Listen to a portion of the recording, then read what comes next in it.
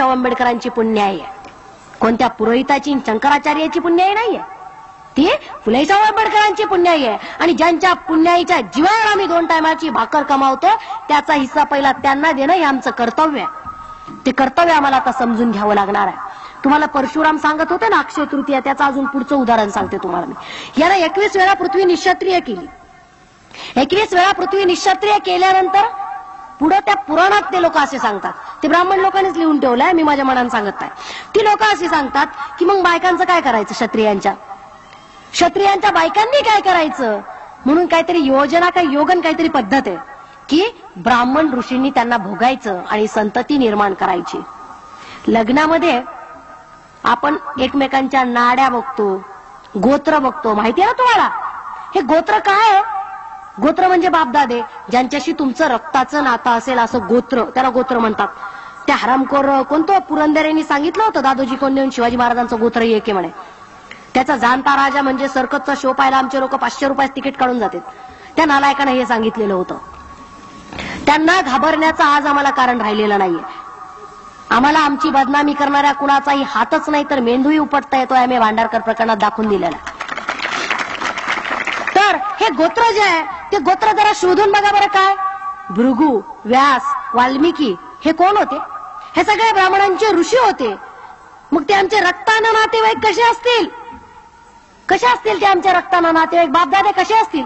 आमचा कुणीतरी कोंडीबा, कुणीतरी दगडोबा, कुणीतरी धोंडोबा हे लोक असतील ना आमचे. हे काम जे ना हे या परशुरामाचं काम आहे.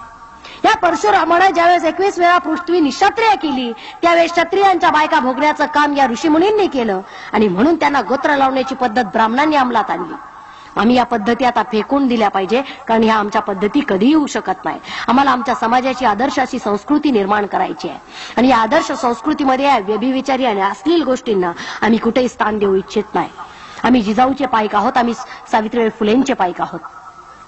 आणि आमच्या स्त्रियांनी जर आदर्श कुणाचा ठेवायचा असेल तर तो जिजाऊंचा ठेवावा, सावित्रीबाई फुलेंचा ठेवावा, झाशीच्या राणीचा ठेवू नये. एकदा तुम्ही बीड जिल्ह्यात येता, नगर जिल्ह्याच्या वर्तमानपत्रांनी माझी बातमी छापली की त्या इथं येता आल्या आणि त्यांनी भाषणामध्ये झाशीची राणी, जिजाऊ, सावित्रीबाई फुलेंवर असं व्याख्यान दिलं. मी त्याला पहिला फोन लावला. झाशीच्या राणीवर मी कुठलंही वाक्य वापरलेलं नाही आणि तसं लिहिणं तुम्हाला अधिकार नाही. त्यानंतर माफी मागितली. आमच्या भाषणांचे अर्थ चुकीचे लावायचे नाही. आम्ही प्रत्येक गोष्टीच्या मुळापासून गोष्टी तुम्हाला सांगत असतो. ही झाशीची राणी तांब्यांची पोरगी आणि पटवर्धनांची सून, हिनं पोरग दत्तक घेतलं होतं. हिला कधीही घोड्यावर बसता येत नव्हतं. मामा देशमुख सरांनी हे सिद्ध करून दिलेलं आहे. हिला कधीही घोड्यावर बसता येत नव्हतं, तलवार चालवता येत नव्हती, लढता येत नव्हतं. ढाल छातीशी पुत्र पाठीशी म्हणे कमरेला तलवार. ह्यासले थोतांड जे कधीच वीर नव्हते त्यांना यांनी स्वातंत्र्यवीर केलं. जे कधीच शाहीर त्यांना येत नव्हती त्यांनी शिवशाहीर केले. ज्यांना कपडे बी घालायची अक्कल नव्हती, अकलीचे पत्ते नाहीत, त्यांना समर्थ केलं. फुकट नाही सांगत, पुराव्यानिशी सांगते. ह्या झाशीच्या राणीला घोड्यावर बसता येत नव्हतं, तलवार चालवता येत नव्हती, लढता येत नव्हतं. मागच्या दाराने पोराला घेऊन पळून गेलेली ही राणी आहे. मग तिच्या जागेवर तिचा वेश परिधान करून कोरी समाजाची झलकारी देवी महिला नावाची एक महिला इंग्रज सैन्यासोबत लढलेली आहे. आणि मला वाटतं झाशीच्या राणीने स्वतःचा माफीनामा सुद्धा इंग्रजांना पाठवलेला होता. नको त्या बायकांचे आदर्श घ्यायचे नाहीत. आमच्या बायका चांगल्या होत्या. तानुबाई बिर्जी असेल, ताराराणी असेल, अहिल्याबाई होळकर असतील, राष्ट्रमाता जिजाऊ असेल, सावित्रीबाई फुले असतील. अहो, सावित्रीचं शिक्षण किती प्रगल्भ होतं. सावित्रीबाई फुलेंच्या शाळेतली 4थीला शिकणारी मुक्ता साळवे नावाची पोरगी व्हिक्टोरिया राणीला पत्र लिहिलं. सावित्रीबाई फुलेंचे ज्योतिरावांचे निबंधाला विषय फार चांगले असायचे, नाही तर आता निबंधाला विषय असतात बस स्टँड पे 1 घंटा, भिकाऱ्यांनी भीक मागितलं, प्रवासी बसमध्ये चढले, कंडक्टर बोंबलला झाला, रेल्वे स्टेशन पर 1 घंटा, मैं प्रधानमंत्री होता तो. अरे वा, पंतीच प्रधान होता. तिथं प्रधानमंत्री व्हायचा तुमचा प्रश्नच येत नाही. तुमचे शरदराव नसते झाले का? झाले असते, पण ते पंत नव्हते म्हणून झाले नाहीत. ह्या गोष्टी आम्हाला समजून घ्याव्या लागणार आहेत. त्या मुक्ता साळवेनी व्हिक्टोरिया राणीला 4थीमध्ये पत्र लिहिलं. लहुजी साळवेची ही नात मुक्ता साळवे व्हिक्टोरिया राणीला पत्र लिहून सांगते, आमच्या बायकांनी कान देऊन ऐकावं. 4थीची चिमोरडी पोरगी त्या व्हिक्टोरिया राणीला पत्रात काय सांगते की हे राणी, आमचा म्हणावा असा आम्हाला धर्म नाही, आमचा म्हणावा असा आम्हाला धर्मग्रंथ नाही, आणि या धर्माची धर्मग्रंथ कोणती आहेत आम्हाला माहित नाही, ती वाचण्याचा आम्हाला हक्क नाही. ईश्वर कोणती अशी कृपा करेल का की आम्हाला आमचा धर्म देईल, आम्हाला आमचा धर्मग्रंथ देईल. चिमुरडी चौथीतली पोरगी प्रश्न विचारते. हा सावित्रीबाई फुलेंच्या शिक्षणाचा परिणाम येतो. सावित्रीबाई फुलेंच्या शिक्षणाच्या तालमीत तयार झालेले विद्यार्थी आहेत ते. आणि त्या पत्राच्या शेवटी ही चिमुरडी मुक्ता लिहिते की हे राणी आम्हाला चॉकलेट देऊ नको, आम्हाला ग्रंथालय दे, आम्हाला पुस्तके दे, जेणेकरून आम्ही पुस्तकं वाचू आणि आमचे धर्मग्रंथ निर्माण करू. चौथीची पोरगी स्वप्न पाहते आणि चौथीची पोरगी धर्म सोडण्याचं धाडस करते. आम्ही 26, 27, 28, 50 वर्षाच्या झालो, सावित्रीबाई फुलेंच्या शिक्षणाचा उपयोग नाही झाला आमच्यासाठी. आम्ही त्याचा अजिबात उपयोग करून घेतलेला नाहीये. आम्हाला सावित्रीबाईनं दिलेल्या शिक्षणाचं चीज करता नाही आलं. सावित्रीबाई फुलेंनी अंगावर दगड, माती, चिखल, शेण, ब्राह्मणांच्या भटांच्या शिव्या, संत सत्संगाला जाण्यासाठी नाही तुम्हाला शिक्षण दिलं, पूजा अर्चा करण्यासाठी नाही शिक्षण दिलं तुम्हाला. सावित्रीला ज्या स्त्रिया, ज्या महिला अपेक्षित होत्या त्या आम्ही घडलोय का, हा फार मोठा चिंतनाचा आमच्या समोरचा प्रश्न आहे. हा चिंतनाचा प्रश्न आमच्या महिला वर्गाने हाताळला पाहिजे, याच्यावर विचार केला पाहिजे. मुक्ता साळवे चौथीत धर्म सोडते, मुक्ता साळवे चौथीमध्ये या धर्मग्रंथांना लाथ मारते. आम्ही कुठपर्यंत आहे, आम्ही कुठं आहोत याचा आम्ही विचार केला पाहिजे. आणि एक कर्मकांड फिंड तर सोडून द्यावं, तुम्ही सरळ भटाची कॉलर धरली पाहिजे. एवढी घाण त्यांनी त्यांच्या धर्मग्रंथामध्ये तुमच्याविषयी लिहून ठेवलेली आहे. ही महिलांमध्ये ताकद आहे. पण हे कधी घडेल, ज्यावेळेस आमचा इतिहास आम्हाला माहित असेल. म्हणून आम्हाला आमचा इतिहास माहित करून घ्यावा लागणार आहे. स्त्री मुक्तीचा किंवा एकंदरीत समाजाच्या मुक्तीचा जो जो माणूस लढा लढला, ज्या ज्या महापुरुषांना समाजाचं कल्याणाचं हित कशात आहे याचा अभ्यास केला, त्या त्या महापुरुषांनी स्त्रियांना सन्मानाचं स्थान दिलं. तथागत सिद्धार्थ गौतम बुद्ध भारताचा पहिला क्रांतिनायक, भारताचा पहिला महामानव, ज्यानं ब्राह्मणांविरुद्ध रणशिंग फुंकलं आणि पूर्ण भारत बौद्धमय केला. कुणबी राजा, मराठ्यांना फार गैरसमज होतात. हा कुणब्यांचा राजा, एवढा मोठा महामानव, त्या महामानवानं सांगितलं की धर्मग्रंथ वाचण्याचीच नव्हे तर धर्माचं कार्य करण्याची सुद्धा स्त्रियांना परवानगी आहे. शिवरायांनी सुद्धा जिजाऊंच्या निर्णयाला आद्यस्थान देऊन स्वराज्याची संकल्पना साकार केली. प्रत्येक स्त्रीला सन्मानाचं स्थान दिलं आणि छत्रपती संभाजी राजांनी या सगळ्या गोष्टींचा कळस केला. आपल्या बायकोच्या हातात राज्यकारभार दिला आणि तिच्या नावाची राजमुद्रा तयार केली. डॉक्टर बाबासाहेब आंबेडकरांनी तुमच्या आमच्यासाठी कोडबिल दिलं, हिंदू कोडबिल स्त्रियांच्या हक्कासाठी दिलं. भारतीय राज्यघटनेच्या प्रत्येक कलमात सांगितलं की नोकरी देताना, व्यवसाय करत असताना, कोणताही हक्क देताना स्त्री पुरुष असा भेदभाव केला जाऊ नये. स्त्रियांनाही पुरुषांच्या प्रमाणे वेतन दिलं पाहिजे, स्त्रियांनाही पुरुषांच्या प्रमाणे प्रत्येक गोष्टीमध्ये सहभागी होता आलं पाहिजे. बाबासाहेबांनी अक्षरामध्ये कलमामध्ये तुम्हाला हक्क दिलाय. प्रत्येक कलमात लिहिलं की स्त्री आणि पुरुष असा भेदभाव केला जाऊ नये, जात वेळ हा भेदभाव केला जाऊ नये.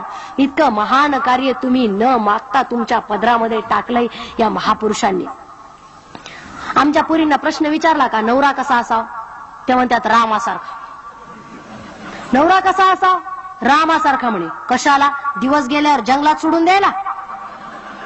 मला एकच समजत नाही, नवरा कसा असावा, ज्योतिराव फुल्यांसारखा असावा.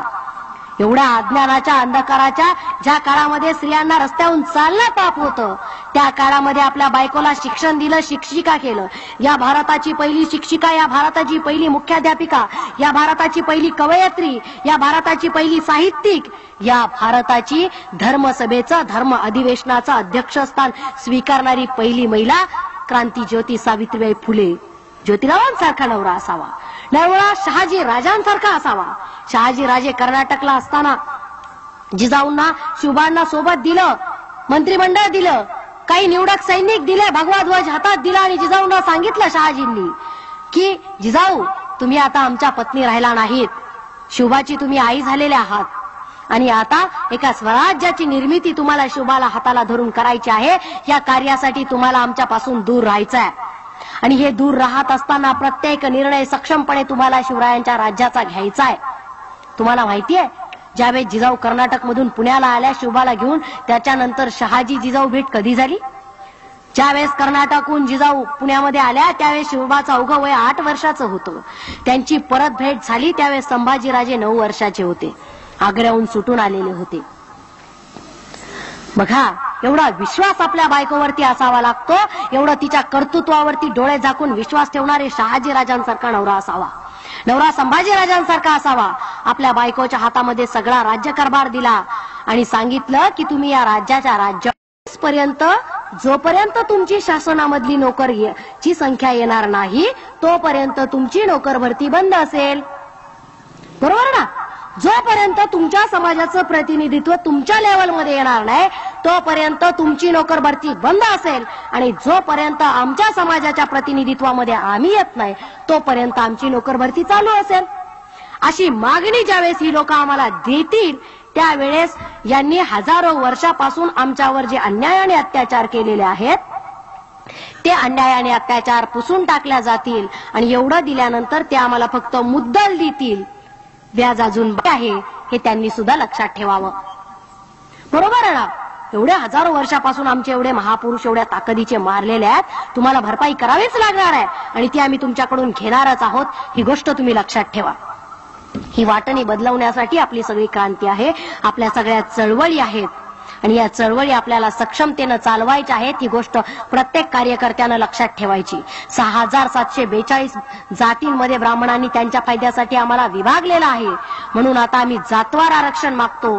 ज्या जातीच्या तत्वावर तुम्ही आम्हाला विभागलंय त्याच जातीच्या तत्वावर आम्हाला आमचा उत्कर्ष साधायचा आहे आणि आम्हाला बहुजन अशी चळवळ निर्माण करायची आहे. गौतम बुद्धाच्या भाषेमध्ये जे बहुजन होते, शिवरायांच्या भाषेमध्ये ते मावळे होते, संत तुकारामांच्या भाषेमध्ये ते वारकरी होते आणि डॉक्टर बाबासाहेब आंबेडकरांच्या भाषेमध्ये जे एससी एसटी ओबीसी मायनॉरिटी आणि सगळेच लोक बहुजन जे आहेत या सगळ्या बहुजनांसाठी ही क्रांती आहे. ही क्रांती प्रत्येकाची क्रांती आहे. प्रत्येकाच्या स्वातंत्र्याचा हा लढा आहे. मग ती स्त्री असो पुरुष असो. स्त्रियांनी स्वतःचे न्यूनगंड स्वतःचा अज्ञान आता जरा सोडून द्या आणि थोडं वाचायला सुरुवात करा. निदान ज्या जिजाऊंनी आणि ज्या सावित्रीबाई फुलेंमुळे आम्हाला शिक्षण मिळालं त्या सावित्रीनं लिहिलेलं लिखाण तरी एकदा आम्ही वाचलं पाहिजे.